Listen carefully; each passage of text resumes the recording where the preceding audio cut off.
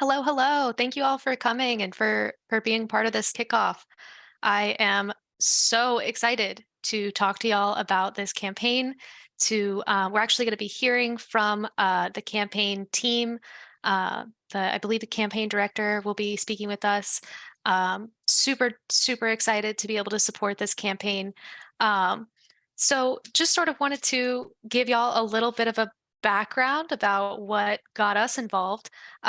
We have an amazing team in Virginia. So, James and our amazing team from Virginia, if anyone here is part of the Progressive Victory Virginia team, would love to hear from y'all. Had come forward and made us aware of this election and the importance of it. Specifically in Virginia, state senate, Democrats do have control, but there is a threat to reproductive rights of all Virginians. Governor Youngkin has made it clear that he would like to push for a 15-week abortion ban, and that would be possible even with a Democrat-controlled state Senate because there are pro-life Democrats. And so we are very excited to be supporting the Planned Parenthood endorsed candidate, Aaron Rouse, and to be able to support through our phone banking efforts. And we're so excited to kick off this campaign. Tony-Ann, do you want to say a few words? There you go. Now I'm unmuted. Awesome. Thank you all so much for joining us this evening.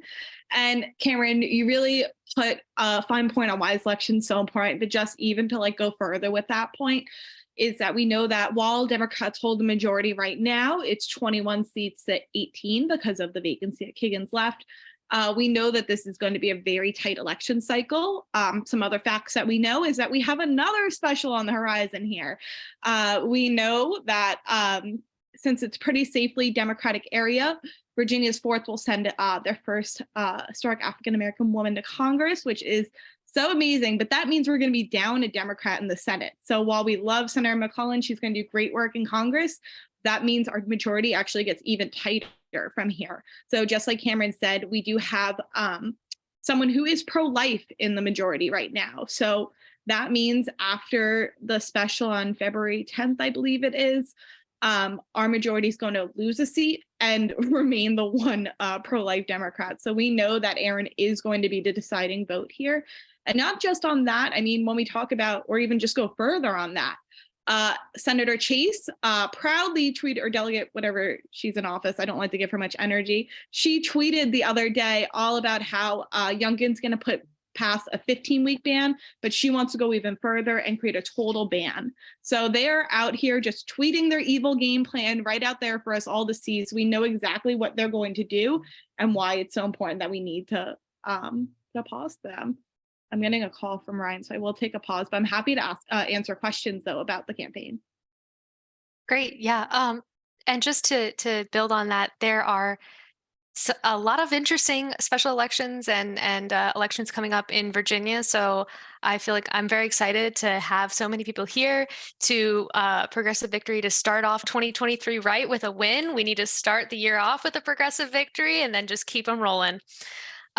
So if anyone has any questions or, is interested in hearing a little bit more, you want to pop in the chat a question, please feel free to go ahead and pop your questions in the chat. And just while we're waiting on that, I will let y'all know we are phone banking and we are looking to Canvas as well for this, for Aaron Rouse. So our canvassing efforts, if you're interested in getting involved in that, feel free to DM James or myself on Discord. On Discord, I am CamCam pound 4022, and James is Snuffleupagus. I do not remember your 4 numbers, but Snuffleupagus is pretty unique. So there you go. And we are going to be phone banking on Tuesday, Wednesday, and Thursday at 6 p.m. Eastern. And then on Saturday and Sunday, we are going to be phone banking at 3 p.m. Eastern and 6 p.m. Eastern. So if a weekday doesn't work for you, we've got plenty of options on the weekends.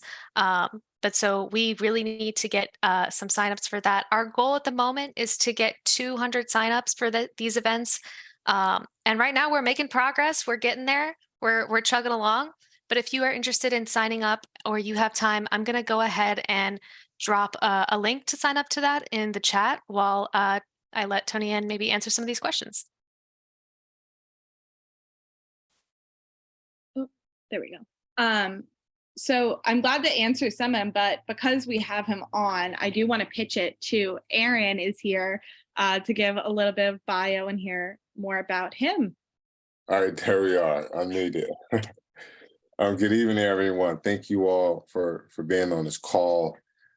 Thank you so much for supporting our campaign. I say ours because I'm a team guy. It's not my campaign. This is our campaign, and also the fighting for the change and progress that we want to see in our state.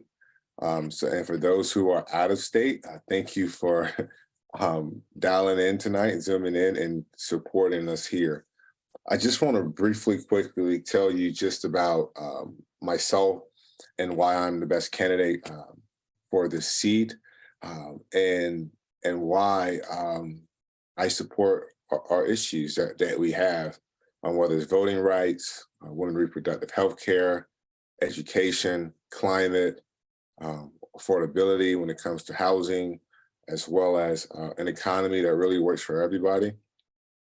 Simply come from my experience growing up here in Virginia. I was originally born in Norfolk, Virginia, but I grew up in Virginia Beach. My mother raised four of us by herself.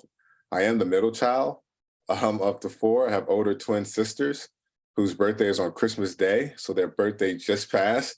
My birthday is on January the 8th, coming up pretty soon, 2 days before the election. So this will be a great birthday gift when we go out and win this thing.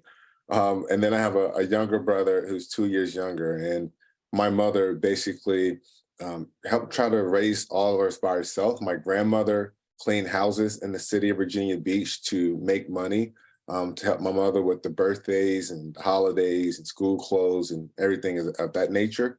But unfortunately, she died from breast cancer at a young age of 49. And when she died, my grandfather, who was an Army veteran from North Carolina, born in 1918, lived through the Jim Crow South, descendant of slaves. He basically came to me and said, "You're the man of the house." I was about 10 years old. And he put a lawnmower in my hand and says, "Now it's time to go to work." And from that early age of 10, he instilled in me a great work ethic. That was put God first, work for everything that you want, and your word is your bond. And from that point on, I've just been working, not only in school, we couldn't afford college, so we really didn't talk about college. My mother's main goal was just to graduate from high school, just graduate from high school. And so just so happened, God blessed me with football talent. And I was able to be an outstanding athlete in high school, and which earned me a full scholarship to Virginia Tech. And I was able to go off to college. My freshman year in college, though, my high school sweetheart and I, we had a son together. So I was a full-time dad, a student, and an athlete freshman year in college. And I remember my freshman year, I had to tell my head coach at the time I was going to come home and get a job because I wanted to support my family. And it's very important to me to be a father and a dad to my family, one way better than what we ever had growing up. And so I came home and got a job working concrete. Working concrete is pretty tough. And I was the youngest man on the concrete line. So when we talk about, why livable wages, affordable wages are so important and healthcare is so important, I speak from experience because I know what it's like to be in Virginia summer heat, working out there, making sure that we can afford to not only take care of ourselves, but take care of our families. And so I went back to college that next fall and went on to become a freshman All-American in college. I graduated with my degree with a Bachelor of Science degree in sociology. I played 4 years, played for the Green Bay Packers, the New York Giants, and the Arizona Cardinals. And then, unfortunately, a bad car accident in which I was a passenger and sleep ended my career. And the NFL said no more, which placed me on a path that you see today where I helped me start my nonprofit called Rouse's House, which is founded in education. And it's meant to give kids They come from underprivileged and underserved communities an opportunity to see a broader world that's based on education. When I say education, is also based on skills, because we know college isn't necessary for everyone. And so we have to make sure there are also apprenticeships and skills available for those kids who want to get right into the workforce as well. And so from that point on, I got an opportunity to go to Richmond, and I learned actually state politics before I learned local politics. So for 3 years, I just had an open invitation to go to Richmond to learn, and I learned on both sides of the aisle what it was like to really be effective. And at the end of that 3 years, I said I want to run for local office, and because I put in the work, I learned the political system, and I wanted to run for local office. And a lot of people at the time were like, "Don't run for local office. You know, local politics is a mess." My reply was, if I can't make a difference in my hometown, I'll be no good here at the state level. And so that's what I did. I came home, ran for local office, became the youngest African American to be elected at the time. Now, my wife has since replaced me with that. And I have got the most votes ever in election history here in the city of Virginia Beach, and was able to do some great things. Was able to fund, finally this past year, get $15 an hour minimum wage for all our city staff, including our first responders, our police officers. We're able to get that step pay plan in place that they have been looking for. Our police officers and firefighters been looking for over 30 years. We finally was finally able to lead the way on that. You may have heard of the Great Economic Festival, and I like to look at it as a great culturally enhancing festival, something in the water. Was able to bring that here with Pharrell Williams. We lost it the first time. I was able to get it back again the second time by constantly working on that relationship with Mr. Williams, and not giving up on our community of Virginia Beach and Hampton Roads and Commonwealth. Was able to do that. Was able to protect our community with the historic flood bond referendum that puts in a water pump station that raises roads, as well to help mitigate flooding concerns and recurrent flooding as well. But one of the most things I'm most proud of, and I'm sorry I got pretty long-winded, I just get really passionate, is that I grew up in Friendship Village in the historical SeaTac community, which is the oldest African-American community in the nation. A lot of people don't know that. And we are in the heart of the Commonwealth's #1 tourism industry, and that's the Virginia Beach oceanfront. And so for a lot of times, our community gets overlooked. There's only one way in and one way out. And we never had a basketball court or a playground. And so for 3 years, I worked with our Parks and Recreation staff, as well as Community Housing Partners, which is a nonprofit. And we finally were able to build a basketball court and playground in the community that I grew up in. And so that to me meant the world. And it's because having that representation, which is so important, right? And so a lot of the issues that we're talking about, even when it comes to women's reproductive health care, government should not be in the middle of you or anyone's healthcare decisions, let alone a women's healthcare decisions, period. And so I want to make sure we protect those rights and don't roll that back. Excuse me. But also we talk about voting rights. It's the first year ever the city of Virginia Beach got a chance to vote in districts to where minorities' votings were not diluted by a majority of the city. And so we were able to get that done, and which basically what that allowed is to have the most diverse city council in history. And so that has been, that results of that has been amazing as well, but also continue to push for more climate change, make that a priority, our climate issues, as well as education, making education a top priority. Because once we know we can fund our teachers, our staff, what that does is increases the bottom line of our entire community. Because when you have an educated population, that not only helps the economy, but it helps mitigates a lot of other concerns, whether it's behavior issues, other kind of violent issues as well. But when we can take care of our teachers and those who take care of us, we will be a lot better off as a community. And so I know that was a long speech. I'm sorry that was so long, but I am really fired up. I'm really excited. We have like 9 days left, I believe, almost 9 days left to go. I'm really excited to see everyone on the call tonight. I want you to have a great and safe, happy New Year. But after that, like we got to go. We're gonna win this thing, and we're gonna finish up strong. And this is gonna set the tone for the whole 2023 year. This race does that, and once we win it, we're gonna win back the House. We're gonna keep the Senate, but it starts right here. So we are the tip of the spear, and let's go. Absolutely. Thank you so much for coming on and for talking to us and sharing your story. I do have one question before you head out. We have a community full of gamers. We're actually playing a tournament after this. What is your favorite video game? Oh, sorry, I think you're muted. No, I'm glad you asked that. So my son now is 19, and so he games pretty all the time. But I would have to say Modern Warfare, the new Modern Warfare.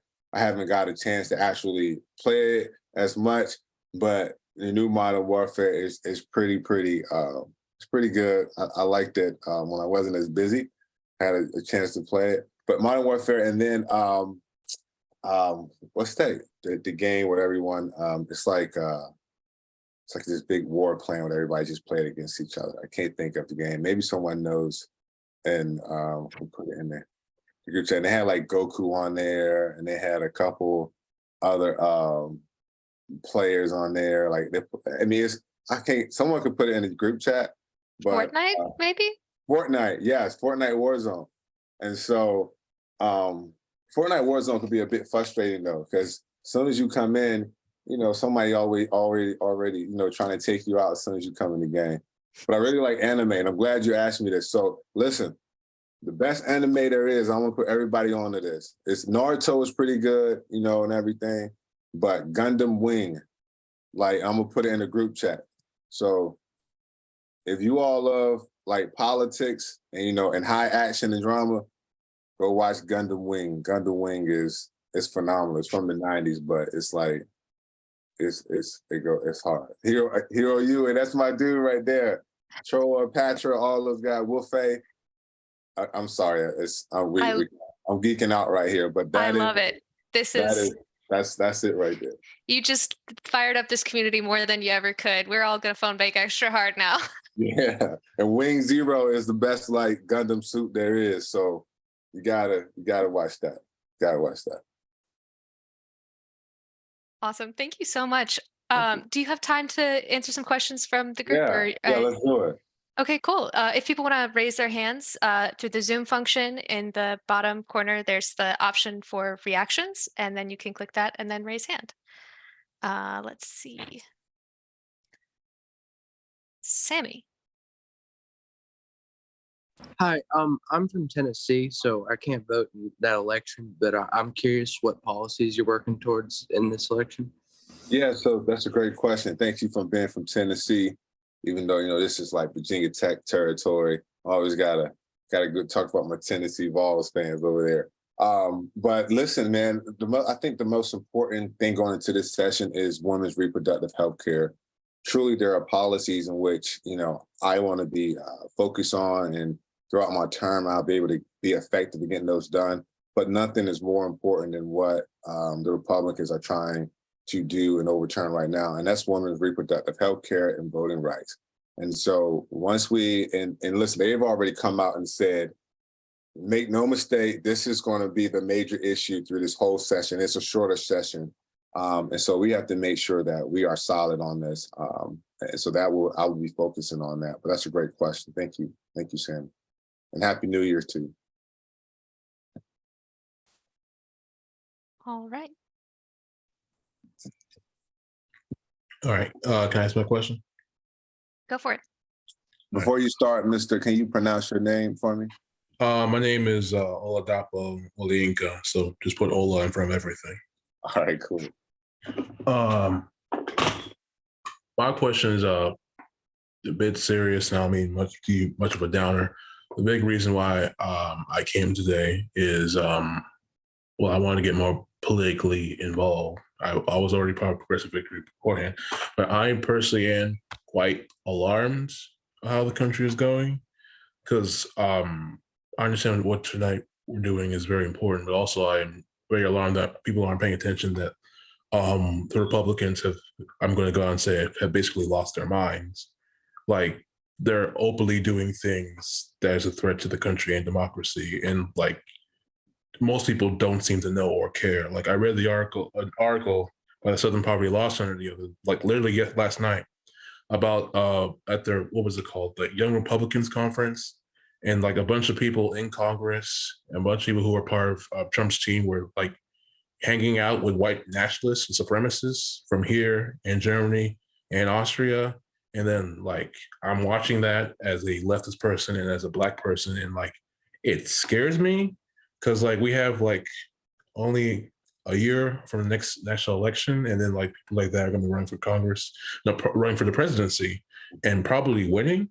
So like I am personally quite afraid for myself and people who think like me and my family, because like I'm very much aware of what used to go down in this country, and I'm not looking forward to that happening again. And I know like my parents are from a different country, and I know that like a lot of them think like, oh, it's fine, we'll just move back. We can't. Like the country they're from is not doing well, and it's probably like personally, I don't think it's going to be there in another 20 years. So like, this is it.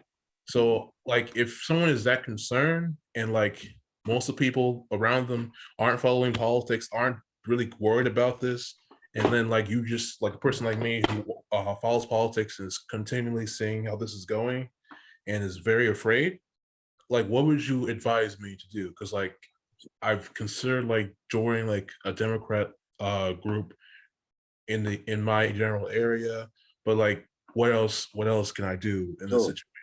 Well, first, let me say you're doing the right thing now by joining and phone banking and getting involved.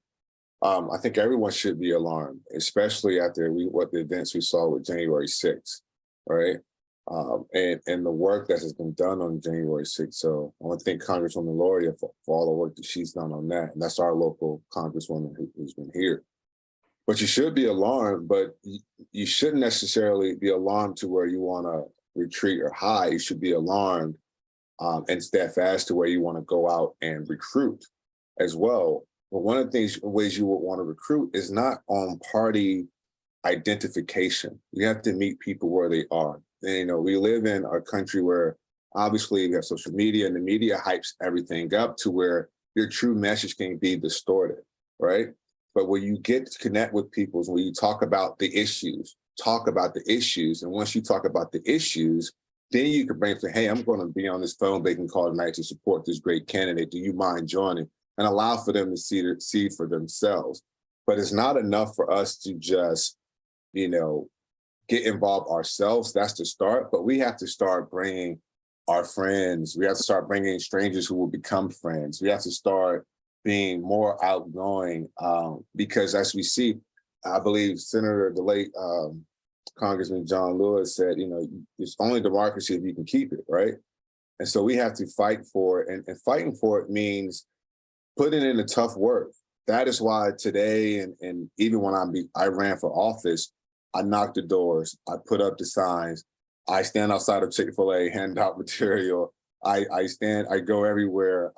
Tonight, I knock in doors. Like, we have to do more than just have rhetoric. We have to have more action as well, but be unafraid to work with people who don't have your perspective. And so when we have this huge issue like our democracy, and there are people such as the Trump administration who wanted to overthrow the country and overthrow democracy, there's no more time to sit back and say, well, I don't want to get involved, you know? And that is what I tell, even I have friends who didn't vote before, and they only voted when now because an issue, particular issues now is before them, right? And so that is where I would say is, don't be alarmed, be emboldened, and be emboldened that you are involved. And now I have to find 5, I have to find 10 more friends or 10 more people to get involved as well. Because in reality is, there are much more sane people in this world than those who aren't. It's just the same people sit back and go, you know what, those people are crazy. I'm not going to get involved. Well, the people who are typically, way far right or just insane or really radical, they're getting involved. They're joining groups and they're voting as well. And for me, I always look to history. I mean, we looked at the history of Germany and where Germany went in 1933 and the rise of Hitler. Hitler came up through a democracy. They didn't take him serious enough, and then got chancellor's powers. And next thing you know, we know the history that after that. But this is why now these phone bankings are more than just phone bankings, all right? These are a relationship communities to where now we should get involved and being involved. And so it's not just this election, but it's the next election and the election after that. And even before those times where the election dates are happening, we are in our communities already building up this coalition. So it's coalition building, if anything, Mr. Ola. But that is a great question as well. And listen, this is a great country, but we have to, the same people just can't, the nice people can't just sit on the sidelines anymore. You have to get in, and I don't want to say the game because it's not a game, but you have to get involved. You have to get involved and you have to vote and you have to knock the doors and you have to phone bank, the things that you all are doing tonight. This is why I know we're going to win, because we're constantly getting 40, 50, 60 people on these calls every other night for phone banking, and it's going to make a difference. But also one last thing, we should not be discouraged if there's a minor step backwards. You understand what I'm saying? If things don't necessarily go our way. What I mean by that is where we, for example, with Congresswoman Lori, when she lost her race, it's not now time to throw in the towel and say, well, we can't, we lost that race, we shouldn't do anything. No, this is time for us to go harder. This is time for us to pick this up, run faster, run longer, knock more doors, have more phone banking, gather more people, because we understand the stakes are too high for us and not to do anything else. And I just want to add, I'm so proud and so excited to see the response from this community. We're doing the coalition building work, like a lot of people after the midterms, they're like, I'm done thinking about politics for a little while. I'm just, that's not my thing anymore. But we're here for these elections. We're here throughout 2023, throughout 2024, not just for the big elections, but for the small ones and for the things that we can be doing in our local communities and year round. It's a year-round project. So I'm thank you all for being here for this. Absolutely. George, you had a question. My quick question is just, how was your day, Aaron? Oh, I appreciate that. Well, thank you so much this morning. That's a great question. I love those type of questions. Thanks, George. This morning, Senator Lionel Spruill and I, we knocked doors, we canvassed this morning. The weather here, this Virginia weather is crazy. It's about 60, 5 degrees today, I think it was. Very, very nice for it to be New Year, middle of winter. But I believe, sometime I'm sure in the future to be minus 20 or 20 below or something like that. But thank you. My day has been really, really good. We had getting great response on the doors. A lot of folks want to send me off with food and snacks. And I have palm cards and I can't eat and walk with palm cards at the same time. But it's been great. Thank you for asking as well. And now I'm on this call with you all. I got a chance to talk about anime on a political call and gaming. I mean, you can't ask for a better time than that. And so one last thing I do want to say though, when it comes to Dragon Ball Z, I don't know everyone watch Dragon Ball Z and Dragon Ball Super, right? Nobody's topping Broly. Like Goku is nice and Vegeta is nice, but Broly is that guy. So I just want to leave that there. Thank you. Some hot takes here about Dragon Ball Z. JPQ, what's up?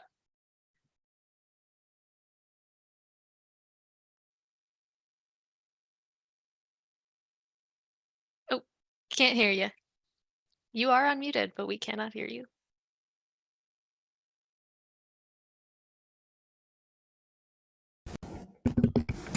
Can you guys hear me now? There you are. Yeah, there we go. Every time I join a Zoom call or a Discord call, my mic messes up. Anyway, my question is, when you get elected to the state Senate, how tough will you be on Glenn Youngkin's bills and stuff like that? That's a great question. Thank you, JPQ. And listen, man, every time I see someone, especially this young man, all nice and dressed up, I feel like I'm Thank underdressed. you. And I feel Thank like you so much. I should have threw on my tie and everything. But listen, I'm much more of a defender for our Commonwealth, an advocate for our Commonwealth than I am a critic of Governor Youngkin. And so, he has an agenda. He has, what he's going to try and push in this throughout the state to make himself look well. I'm here to work for the people. So whenever there's a bill that comes across that's not well for Virginians, and it's not going anywhere. But I'm not just an obstructionist. Where we can work together and look forward to have common ground, I look forward to that. But there is no compromise on women's reproductive health care. There is no compromise on voting rights and access to the ballot. And so let's just get that clear, and let's figure out ways. We can lower taxes for our families. We can support solving this housing issue, this housing crisis. We can support education for our public schools as well as our community college. There's so many other things we could be doing to really help Virginians than trying to take away fundamental rights of Americans. Fantastic.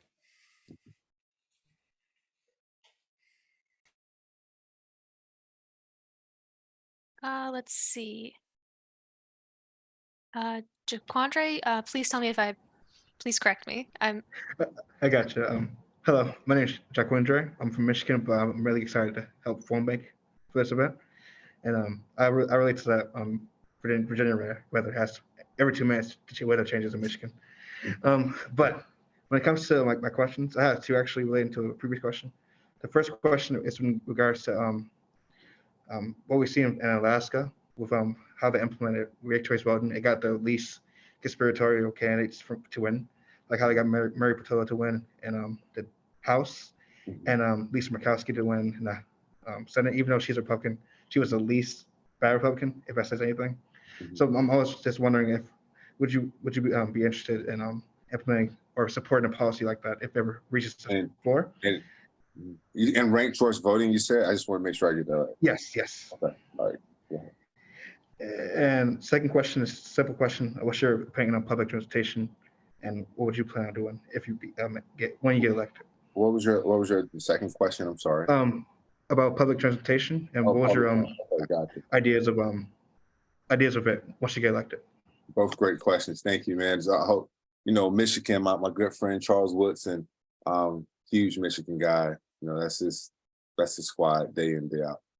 But first thing, ranked choice voting. So here in the city of Virginia Beach, I was a strong advocate for district voting here in our city, and because this is the first time ever we had district voting in Hampton Roads, to where there was a federal lawsuit that was brought forward by 2 African-American women that said Virginia Beach hybrid voting system diluted their votes. And so a federal judge agreed and basically instilled districts in our city. Throughout that process, we had an opportunity to look at ranked choice voting as an option. When it comes down to it, and I'm sure a lot of you will understand, we have great ideas, but implementation is the most hardest part of these great ideas. So while I don't know the population of Alaska offhand, but here in the city of Virginia Beach, there's over 460,000 people here, which makes us the largest city in the Commonwealth. But from that standpoint, it's the implementation of that ranked choice voting that could be very confusing as well. From the metrics and everything I looked at, it looks like a very, very credible tool to ensure that the best candidate rises to the top. But now you talk about how do you implement that in a way that you have more people get involved in the election and not stay at home and don't want to get and take away from the turnout from that standpoint. So I like ranked choice voting, but I think implementation is an issue, and I always want to see what that's like. When it comes to transportation, on your second question, I was chair of Hampton Roads Transit here, and one of the most important things we looked at, we met monthly, was first mile and last mile, right? So if you live off of a major bus line or something, how do you get to that bus line to be able to use that transportation? And so this brings in huge opportunities for micro transit. So is that, through Uber, through Lyft, or through some third party, or do you contract out with? And the majority of time we see this is because of our seniors or our young adults who are burdened with, here in the city of Virginia Beach, you pay car tax, right? Personal property tax. My son is someone who Ubers everywhere. He doesn't like to drive. Also, he doesn't want to have to pay his own insurance and personal property tax, which can be a huge burden, especially not only for young adults, but for families as well. Again, my mom, we had a two-door Cutlass Oldsmobile, and 5 of us used to fit in there. And if you know anything, you got siblings, we used to fight over the front seat, who gets the front seat, so everybody isn't all on you in the back seat as well. But transportation is another huge issue for our area. I believe it was 2000. I want to say 2004, I was on council. 2016 had an opportunity to bring light rail from the city of Norfolk to our ocean front. And that failed basically on it was very close 50-50 type party line. And what we see now is if we had light rail, people won't be complaining about parking at the ocean front. But also, when you look at attracting jobs, these large corporations, they want to be able to know that their workforce will get to and from work efficiently and on time. And so having that type of mode of transportation would have done wonders for our community. And now what we're seeing is the city of Chesapeake is actually looking at having light rail introduced from their city to Naval Station Norfolk, our largest naval base, as well, connecting that workforce, which will leave Virginia Beach in the dark. And so we have to start looking at public transportation as a way to attract those huge companies that have a workforce to get to and from here, to and from work, I'm sorry.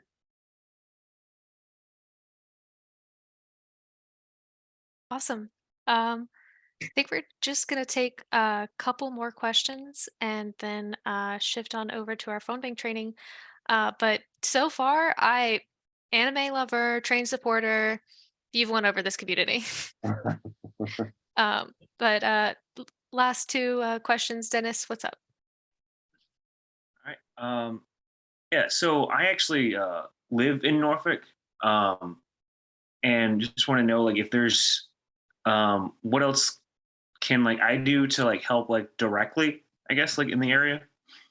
Yeah, thanks, Dennis, man. I appreciate you being on as well. I think one of the things we can do is start having these type of, whether it's Zooms and meetings more frequently. They don't have to be an hour long, they have to be 30 minutes long, but it's the coalition building that. So when there is an election that comes up, you already have, your friends and colleagues and people already in place to say, hey, election coming up, what do you all think? We need to be able to get together and do these A, B, and C. So one of the things I think you can do then is just start a group, start networking with friends. Even on this call tonight, we all need to stay connected, whether it's just talk about anime or any other thing, but we need to stay connected because one thing that I find is very instrumental is that, and I'm from a guy who's always in the community, is that the community loves when you are always visible, you're always around, you're not just coming around election time and asking for support, right? And so that is what matters, is that now, let's say, after we win this election, we have meetups, we have these events, we just meet up and see how everyone is doing, and we talk the issues so that we are prepared and ready to go when the next election cycle happens. I've thought about running for small offices before, but I'm not really sure how to around the area. Mm-hmm. Do you have any recommendations of? I say get involved. Listen, you all. When I ran in Virginia Beach, they told me this good old boy network said, who gave you permission to run, right? And it's what? This is America. This is a free country, right? Don't be afraid to run for office. Put in the work, understand the issues, understand your community.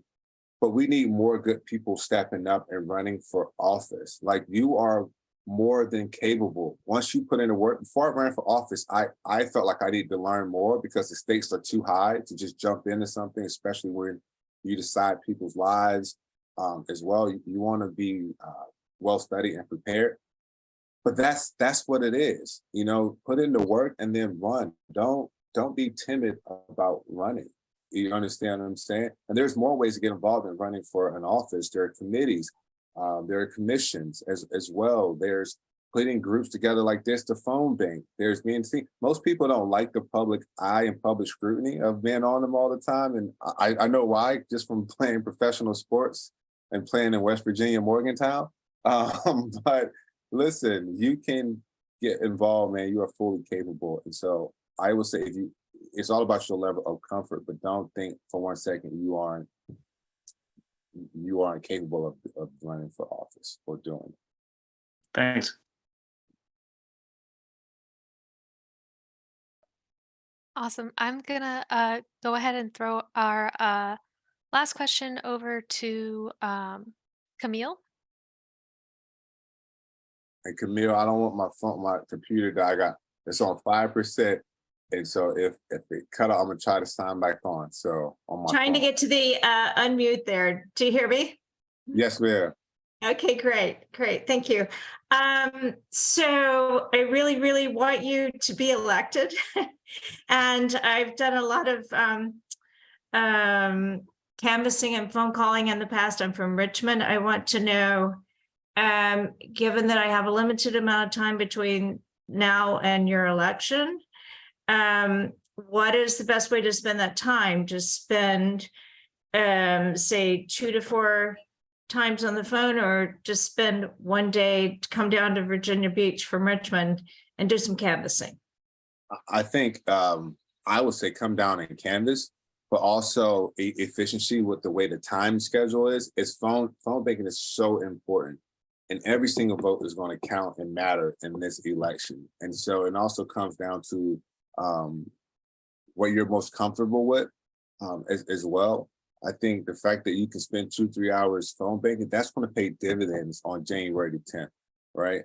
Like, we don't want to leave any stone unturned. We want to continuously talk to these voters and let them know how important this election is. And the fact that you can spend 2 to 4 hours doing that, it would be imperative to making sure that we do win this. And if you just so have the opportunity to come down on a 63-degree day, then do that as well. But I also understand it's January. And that's why we've been pushing our folks to vote early and get to the polls early, because this weather can be so unpredictable, Ms. Camille. But again, seeing this 40-some people on this call tonight who are supporting our campaign, who are taking time out of their day. I mean, New Year's is right around the corner as well. The holidays are still here. A lot of people's families are still here. And for you all to take that time out to support me, it hits home to the heart. And I thank you all so much. You're welcome. Thank you. Oh, let me see Dubs. I see it in the group chat, Dubs. Oof, unpopular opinion. I agree though. Dubs, I'm telling you. Dubs over subs. I'm sorry. Yeah. Well, thank you so much for giving us so much of your time and for sharing your story and for answering all of our questions. We're so excited to get into phone banking and making some calls for you to voters. So thank you so much for being here. Thank you all so much as well. I'm gonna hop off really quick at 5%. But again, I'm in this for you. Really, I'm in this race for you, to be a voice for you as well. I know who I am. I know who my mother raised me to be. And so I just want to say thank you all so much. And to Mr. Ola again, like, we're not scared over here. We're going to work. We're going to work to keep this country a democracy, a pro-democracy country, to ensure that you and your family, anyone else that's want to come to this country, have the same opportunities, if not more opportunities than those who come forward, because we're going to make that happen. And so thank you. We're going to get that done. Thank you. And let's go. Let's go win this thing. Peace out.